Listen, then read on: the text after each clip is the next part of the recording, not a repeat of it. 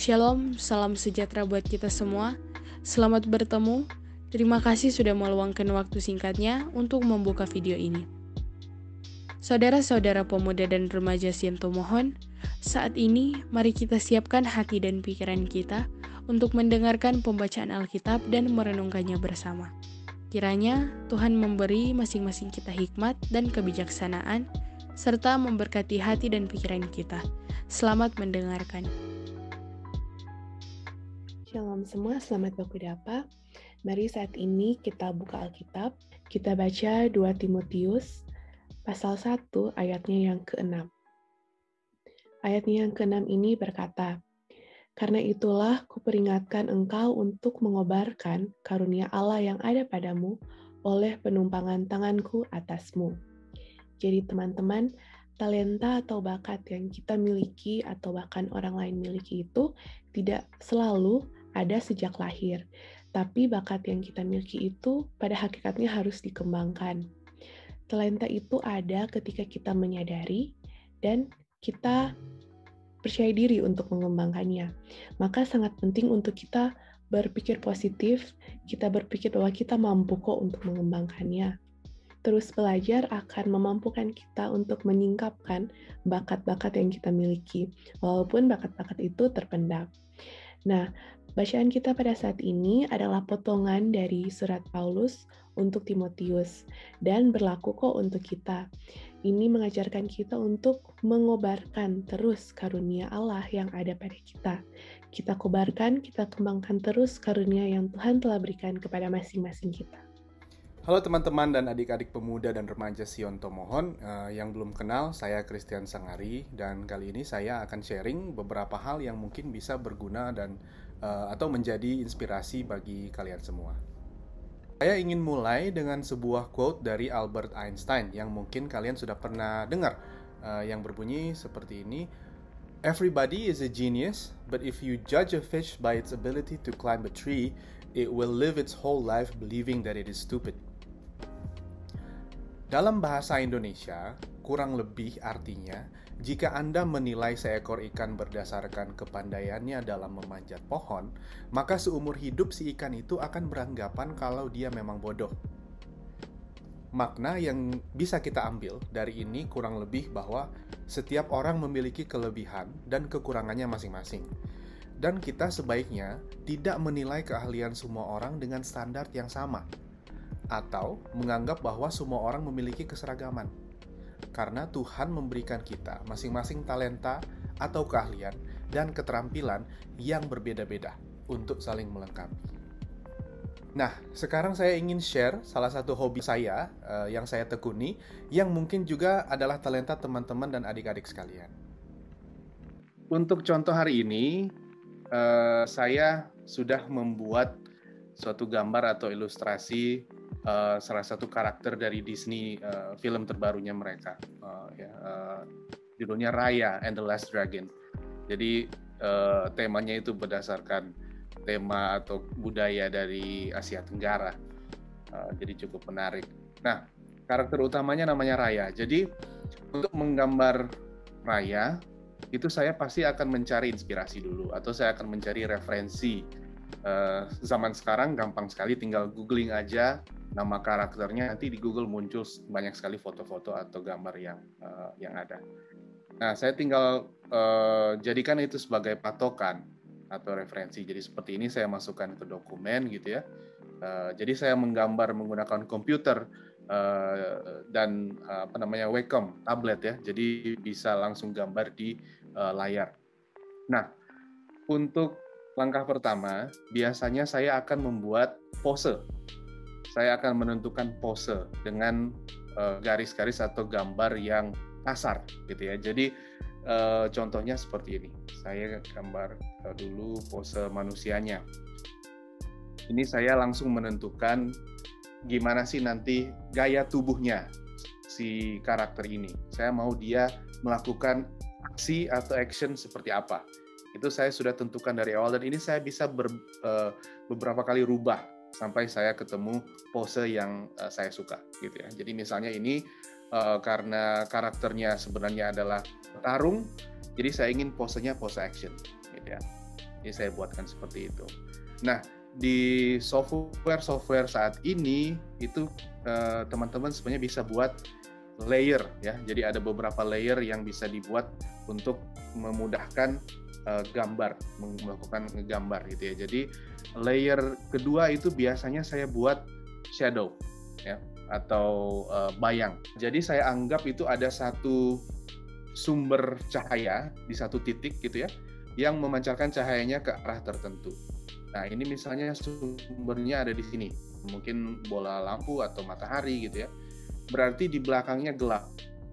Ya, saya anggap aja belakangnya gelap, jadi di situ saya imajinasi di mana sih tempat yang akan gelap gitu ya, di posenya atau di tubuhnya gitu ya. Jadi saya buat seperti ini. Ini hanya untuk patokannya, jadi ini hanya kasarnya aja. Kemudian saya mulai berpikir untuk memasukkan detailnya. Detail misalnya bajunya, wajahnya gitu ya, rambutnya nanti seperti apa yang dia pegang, aksesoris apa yang ada di tubuh gitu ya, tambahkan di layer yang baru seperti ini.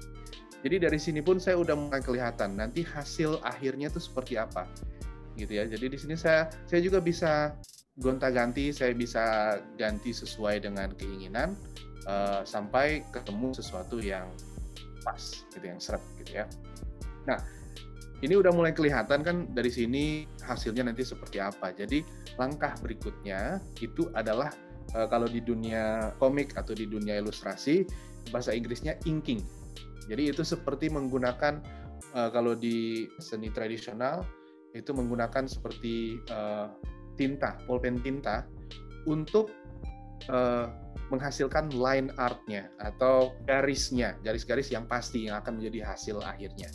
Nah, itu saya gunakan paintbrush yang hitam ya, supaya jelas. Jadi itu kita akan menghasilkan gambar yang hitam putih seperti ini. Jadi saya pastikan detailnya itu juga saya masukkan lebih detail lagi dalam tahap ini. Jadi saya matiin yang layer yang kasarnya jadi seperti ini.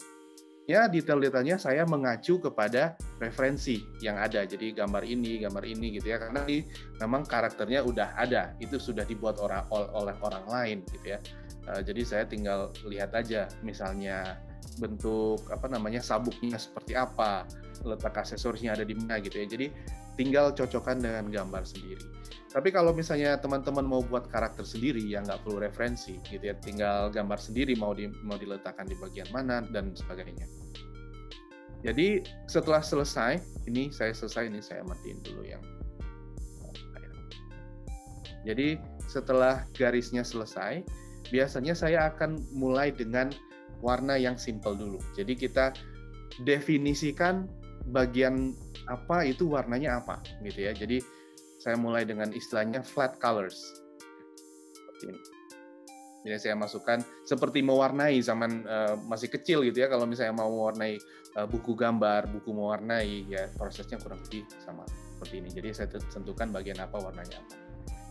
Di sini pun sebenarnya saya bisa masukkan tekstur gitu ya, tekstur yang lebih detail lagi supaya lebih menarik dan lebih menyala gitu ya.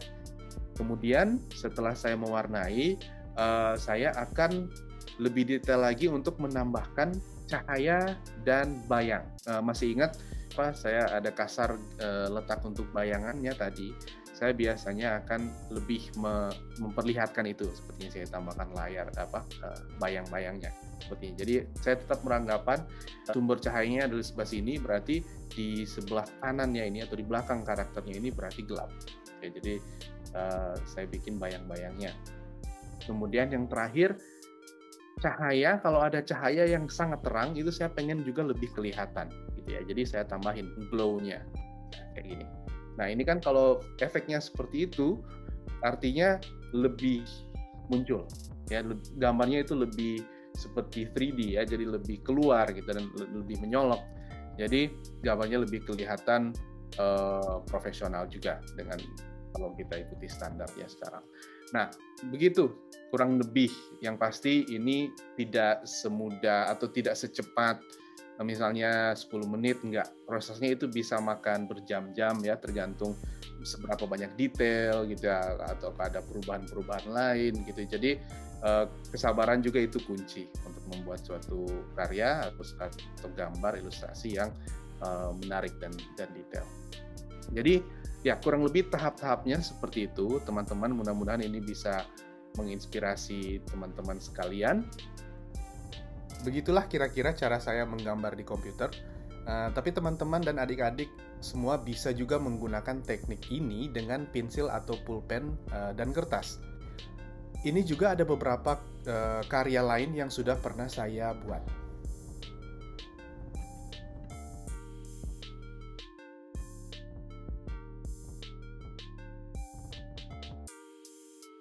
Kalau misalnya juga teman-teman ada yang juga hobi menggambar atau hal-hal yang berkaitan dengan kesenian lainnya, jangan takut untuk menekuni itu. Kalau memang teman-teman terus serius dan menjiwai, itu bisa menjadi berkat, itu bisa menjadi juga sumber pemasukan ya, jadi bisa menghasilkan uang juga gitu ya maksudnya.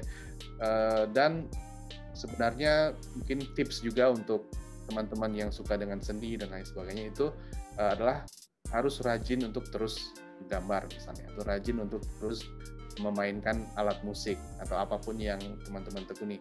Terus lakukan itu ya, jadikan hobi, jadikan sesuatu yang dilakukan di saat lagi free atau lagi tidak ada kerjaan lainnya gitu ya. Seperti talenta-talenta yang lain juga perlu untuk diasah, dan dengan disiplin dan ketekunan maka talenta yang ada akan lebih berkembang dan bahkan bisa mendatangkan kesempatan-kesempatan kerja dan pendapatan. Baik, sekian dulu sharingnya. Semoga bisa menjadi inspirasi dan motivasi bagi teman-teman dan adik-adik sekalian untuk tetap rajin mengasah talenta kalian apapun bidangnya. Tuhan memberkati.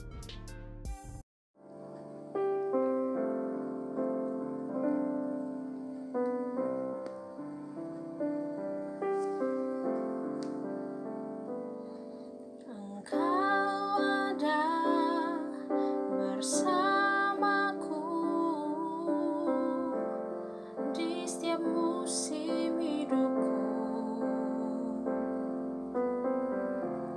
tak pernah kau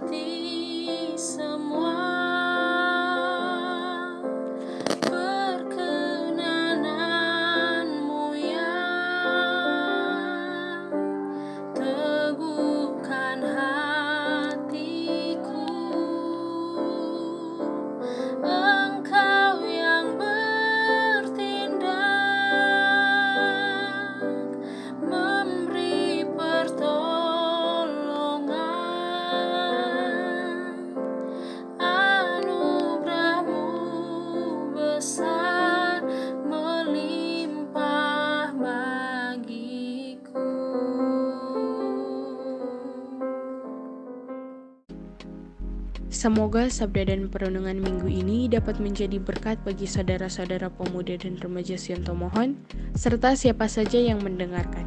Amin. Terima kasih atas perhatian saudara-saudara semua, dan sampai jumpa minggu depan. Shalom.